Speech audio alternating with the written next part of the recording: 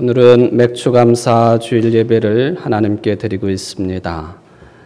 지난 상반기 동안에도 지켜주신 하나님의 은혜를 감사하고 또 2015년 하반기도 하나님의 은혜 가운데 거하기를 바라는 믿음의 예배를 하나님께서 받아 흠양해 주시고 또 이 자리가 감사와 기쁨으로 차고 넘치는 복된 자리 되시기를 주의 이름으로 축원을 드립니다. 성경에 보면은 지금의 시대는 아니고 수백 수천 년 전의 시대를 배경으로 하고 있기는 합니다만은 기독교인들이 따돌림 당하면서도 신앙을 지킨 것처럼 위대하게 신앙을 지켜온 믿음의 선배들에 관한 기록이 성경의 내용이라고 하는 것 잘 알고 있습니다. 저는 그 중에서도 구약의 대표적인 선지자인 예레미야를 잠시 소개를 하고 그리고 마지막 결론으로 사도 바울에 관한 말씀을 본문에 의지해서 상고해 보려고 합니다. 예레미야는 선지자라고 하는 그런 칭호로 불리워지고 있습니다만은 예레미야가 선지 활동을 할 때의 주변 상황은 너무 힘들었습니다. 얼마나 힘들었는지 예레미야가 예레미야서 20장 10절에서 이렇게 기록을 남겨놓습니다. 나는 무리의 비방과 사방의 두려움을 들었나이다. 그들이 이르기를 고소하라 우리도 고소하리라 하오며 내 친한 벗도 다 내가 실족하기를 기다리며 그가 혹시 유혹을 받게 되면 우리가 그를 이기어 우리 원수를 갚자 하나이다. 공동 번역으로 보면 좀 더 쉽게 접근이 됩니다. 사람들이 모여서 수군거립니다. 저자야말로 사면 초가다. 고발하자 고발하자. 저와 가까이 지내던 사람들도 모두 제가 망하기를 바라 모의합니다. 걸어 넘어뜨리고 잡아 족치자 안갚음을 하자. 예레미야의 처지가 사방으로 둘러싸여서 우겨쌈을 당하여서 두려운 그것도 아주 심각한 두려움에 사로잡혀 있는 상태다. 공동번역에 따르면 사면 초가의 형국에 놓여 있었다라고 하는 그런 이야기입니다. 무엇 때문에 예레미야가 그런 처지가 되었을까? 예레미야서 19장을 보면은 그 이유의 근거를 찾을 수가 있겠습니다. 예레미야가 상징적으로 자기 손에다가 깨어지기 쉬운 질그릇을 들고 다녔습니다. 그리고는 그것을 길거리에 내동댕이 치면서 예루살렘 거민들아, 이스라엘 백성들아, 너희들이 이 질그릇이 깨트려지는 것처럼 깨질 것이다, 망할 것이다, 결국에는 저 북쪽의 대제국인 바벨론의 포로로 잡혀갈 것이다 라고 하는 것을 큰 목소리로 선포를 합니다. 실제적인 국제 정세가 바벨론의 위협에 놓여 있어서 정치 지도자들의 속성이 그렇지 않습니까? 외부적인 위협이 있어도 그걸 감추려고 하고 또 크게 드러내지 않으려고 하고 축소시키려고 하고 그러는데 예레미야는 그 상처를 자꾸 드러냅니다. 너희들 그렇게 하나님을 섬기지 아니하고 우상 바알을 따르다가는 이 질그릇이 깨지는 것처럼 깨트려질 것이고 망할 것이고 창피를 당할 것이고 바벨론의 포로로 끌려갈 것이다. 그러니 어느 지도자가 예레미야를 좋아할 것이며 어느 이스라엘 국민들이 예레미야를 좋아하겠습니까? 사실을 사실대로 말을 하면 사실대로 받아주면 좋겠지만은 그를 별로 좋아하지 않습니다. 자기들의 상처를 건드리는 것에 대해서 예루살렘의 지도자들도 그리고 백성들도 오히려 예레미야라고 하는 사람 우리에게 거짓으로라도 평화를 선언하지 아니하고 불안을 더 가중시키는 말을 하는 사람이라고 해가지고 마골 밉삽입 저 사면 초가에 따돌림 당한 사람 외톨이 그런 별칭을 붙여주면서 예레미야를 그렇게 따돌림했다라고 하는 그런 이야기입니다. 이런 상황 속에서 한때는 예레미야가 영적인 딜레마에 빠지기도 했습니다. 어찌어찌 해서 소명을 받고 거부할 수가 없어서 마지못해 하나님의 말씀을 전하지만 오히려 세상 사람들에게 같은 동족에게 조롱거리가 되고 말았습니다. 그래서 그가 말을 합니다. 여호와의 말씀으로 말미암아 내가 종일토록 치욕과 모욕거리가 됩니다. 이게 그 자신의 영적인 딜레마예요. 하나님의 말씀을 전하는 사람들은 행복해야 되고 복되어야 되고 또 축복된 그런 삶을 살아야 되고, 그런데 하나님의 말씀을 전하기 때문에 내가 세상 사람들로부터 치욕과 모욕과 조롱거리가 되고 있습니다. 이게 어떻게 된 일입니까? 하나님의 일을 하는 사람들, 요즘 말로 말하면 교회 일을 열심히 하는 사람들, 세상 사람들이 볼 때에도 복되고 무엇이든지 다 잘 되고 알파와 오메가 처음부터 끝까지가 다 잘 진행되어야만이 될 터인데 왜 나는 이렇게 외톨이가 되어 있습니까? 이 정도가 되면은 대부분의 설교자들이나 선지자들 입을 다물 수밖에 없는 거예요. 말을 해봤자 알아듣지도 못하고 오히려 적대적으로 대하는 사람들 틈에서 위험을 무릅쓰고 하나님의 말씀, 이언을 할 필요가 없다는 것이죠. 얼마나 힘들었는지 이렇게 질그릇을 가지고 퍼포먼스를 하며 예루살렘과 이스라엘 백성들의 장래가 만약에 하나님을 떠나면 이렇게 될 것이라고 외칠 때에 그때의 성전의 총책임자였던 밧스올이 예레미야를 체포를 했습니다. 성전 제일 어두운 감방 같은 곳에다 가두어 놓고 때리고 목에다 칼을 채워놓고 위협을 가했습니다. 이 정도 위협을 가하면은 그만두겠지 생각하고 그 다음날 밧스올이 예레미야를 풀어주었습니다마는 그럼에도 불구하고 예레미야는 이 밧스올을 거짓말을 하는 사람이라고 비난까지 해가면서 하나님의 말씀을 계속 선포하는 사람이 되었습니다. 왜 그랬을까? 성경 여러 내용들을 살펴보면은 오늘 말씀도 그런, 우리가 예레미야서 20장 말씀 읽어보면은 그런 내용이 있겠습니다만은 예레미야의 영성이 매우 민감한 사람이에요. 예민한 사람이에요. 하나님의 뜻에 대해서 그냥 무감각한 사람이 아니고 매우 예민한 사람이에요. 그리고 그의 영혼이 매우 뜨거운 그런 상태에 있었던 사람입니다. 말씀에 대해서, 하나님의 뜻에 대해서 매우 예민하고 영적으로도 매우 뜨거운 상태에 있었기 때문에 하나님의 말씀을 전할 때 아무리 외부적인 핍박이 온다 할지라도 목에 칼이 들어와도 그는 이 하나님의 말씀을 전하지 않을 수 없는 그런 예언자의 사명을 감당을 했다 하는 것이죠. 그의 심정을 예레미야서 20장 9절에서 이렇게 표현을 합니다. 내가 다시는 여호와를 선포하지 아니하며 그의 이름을 말하지 아니하리라 하면 나의 마음이 불붙는 것 같아서 골수에 사무치니 답답하여 견딜 수 없나이다.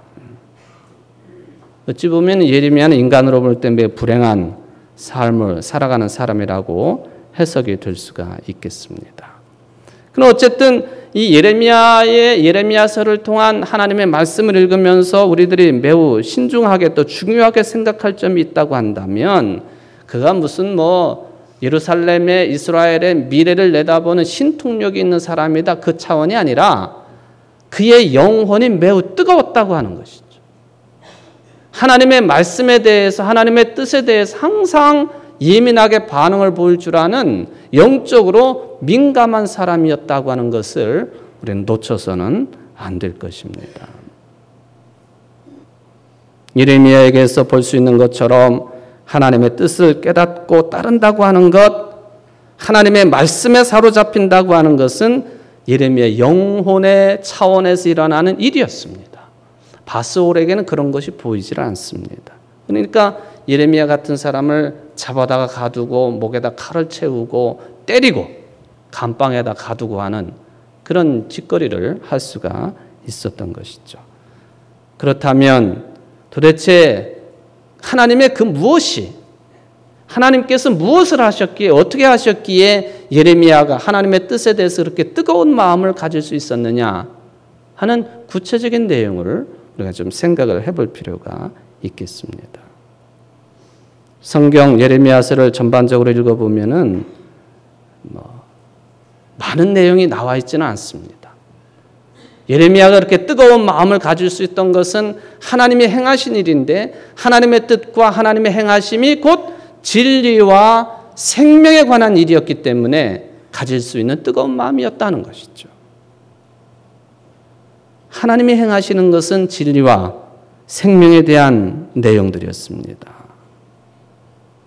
그런데 우리로 하여금 이 하나님의 일인 진리와 생명에 집중하지 못하게 하는 요인들이 얼마나 많이 주변에 널려 있습니까? 그럼에도 불구하고 예레미야는 그런 것들을 다 물리치고 비록 감옥에 갇힐지라도 하나님이 하시는 이 생명과 진리에 관한 그것 때문에 그의 영혼이 뜨거워지고 그의 영적인 감각이 예민해서 하나님의 말씀을 전하지 않고서는 견딜 수 없는 그런 열정적인 선지자 생활을 하게 되었다 하는 것이죠. 예레미야가 바로 그런 사람이었습니다. 하나님은 이 진리와 생명의 일을 통하여서 특별히 예레미야가 감동 감화를 가지게 되었습니다마는 구체적으로 어떤 일까지 이야기하고 있느냐 하면은 여호와께 노래하라 너희는 여호와를 찬양하라 가난한 자의 생명을 행악자의 손에서 구원하셨음이니라. 예레미야가 볼 때 하나님의 진리와 생명에 관계된 일은 구체적으로 무엇으로 나타났느냐 하면은 가난한 자들의 생명을 악을 행하는 자들의 손에서 구원하시는 일이 하나님의 진리와 생명에 관한 일이라고 하는 것을 깨닫게 되었습니다. 이런 하나님이니 그 하나님의 뜻과 말씀을 내가 어찌 전하지 않을 수 있겠느냐. 그것을 넘어서서 하나님을 찬양해야 된다라고 하는 것이 예레미야의 결론이 되겠습니다. 인간적으로 보면은 여호와 하나님을 찬양하라고 할 만큼 예레미야의 상황이 한가롭지 않아요. 그럼에도 불구하고 예레미야는 여호와 하나님을 찬양하라고 과감하게 외치고 있습니다. 저는 이런 태도와 입장을 20세기의 가장 위대한 신학자인 칼 발트가 남겨놓은 아주 짧은 내용이지만은 이런 내용을 통해서 비교를 해볼 수가 있다고 생각합니다. 칼 발트가 신학을 공부하는 사람들에 대해서 이런 말을 남겨놓았습니다. 신학자는 피상적으로가 아니라 마음 깊은 곳에서 만족한 인간이다. 신학자는 만족한 사람으로서 교회 공동체와 이 세상에서 이 만족을 확산시키는 사람이 될 수 있을 것이다. 하나님에 대해서 연구하는 사람들, 하나님의 말씀을 전해야 되는 사람들, 교회를 위해서 봉사해야 될 신학자들은 어떤 상황 속에서도 마음 깊은 곳에서 만족할 줄 아는 인간이라는 거예요. 예레미야가 그런 사람이에요. 어떤 상황 속에서도 만족한 사람이 할 수 있는 여호와 하나님을 향한 찬양이 그에게는 차고 넘쳤다고 하는 것이죠. 밧스올이라고 하는 지도자들이 세상의 권력이 예레미야의 목에다가 칼을 채워 놓아도 그 깊은 영혼의 깊은 곳에서 하나님께 대한 만족함이 있기 때문에 그는 백성들에게 요청을 합니다. 여호와 하나님을 찬양하라.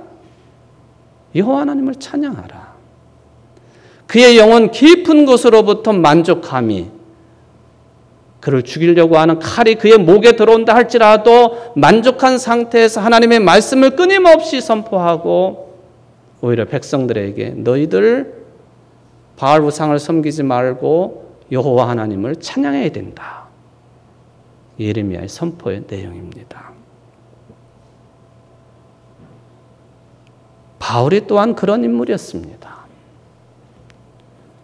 초대교회는 어쩔 수 없이 처음 생겨난 유대인들을 중심으로 한 예루살렘 교회가 중심이 됩니다. 예수님이 직접 선택한 12명의 제자들이 사도들이 되어가지고 예루살렘 교회를 중심으로 교회를 일으키고 교인들이 늘어나고 그리고 기도하고 찬양하고 그리고 편하게 살지 못하는 사람들, 이웃들을 향해 사랑을 베푸는 그런 일을 중점적으로 행한 교회가 예루살렘 교회입니다.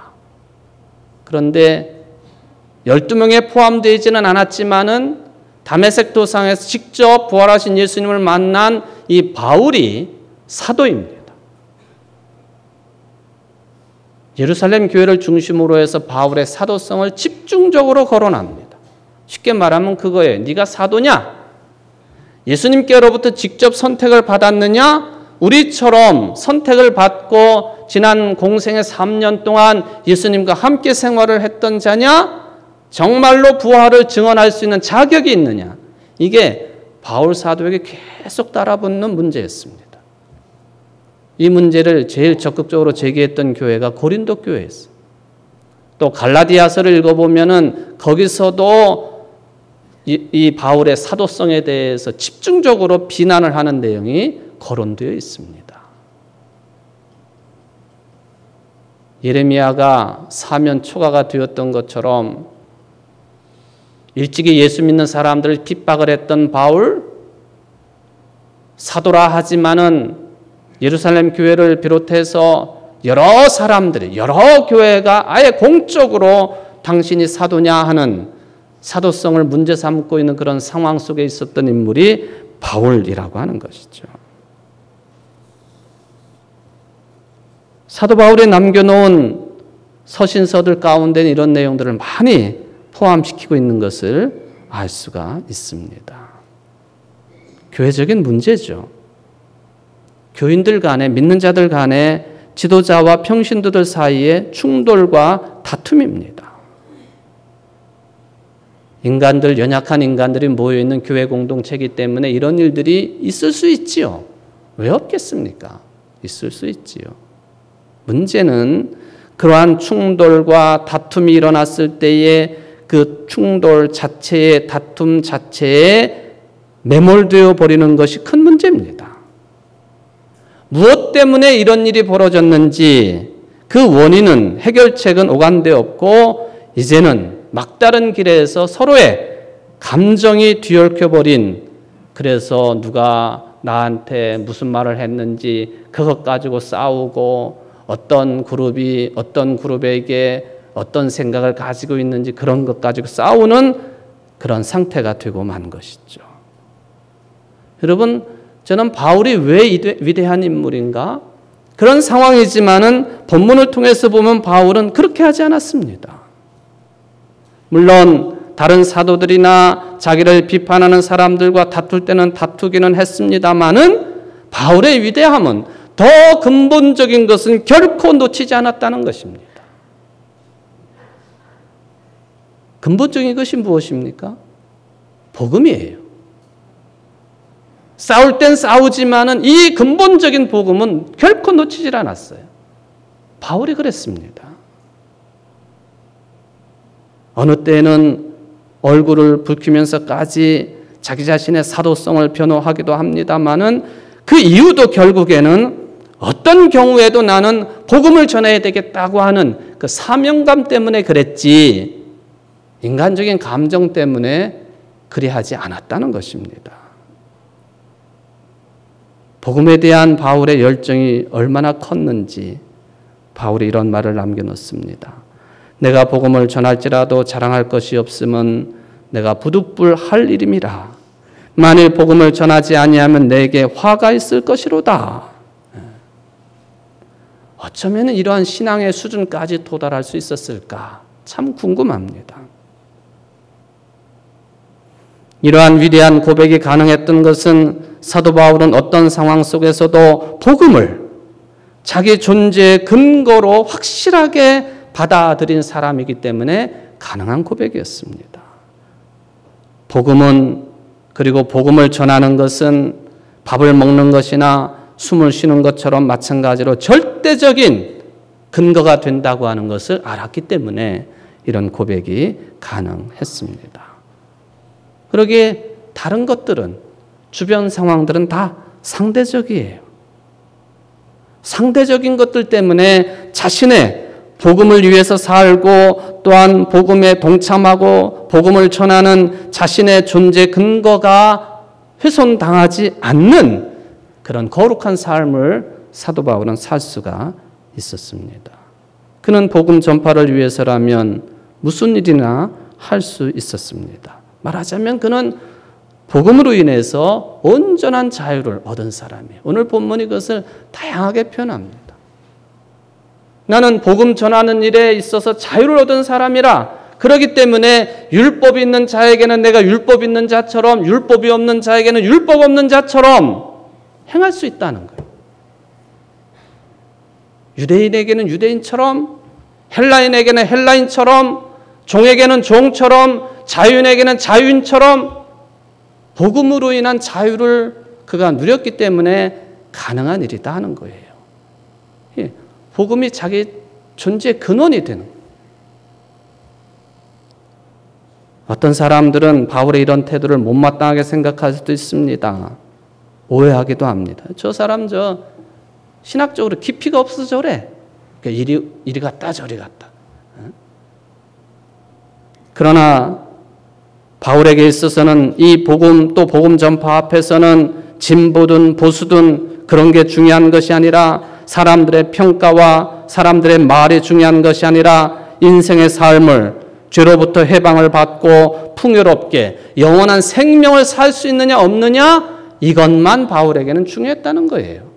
그게 바로 복음이거든요. 복음만이 바울에게는 중요했다.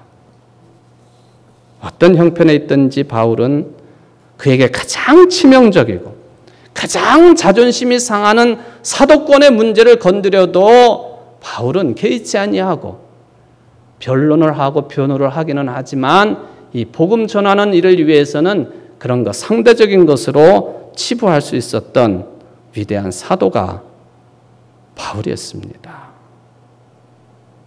이런 점에 있어서 복음을 전하는 일이 그 무엇보다도 중요하다고는 사실을 알고 있는 사람이야말로 진정한 사도입니다.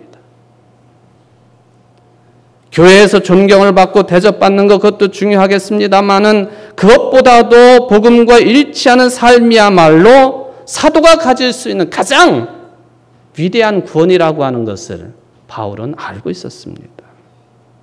바울은 그런 사람이었습니다.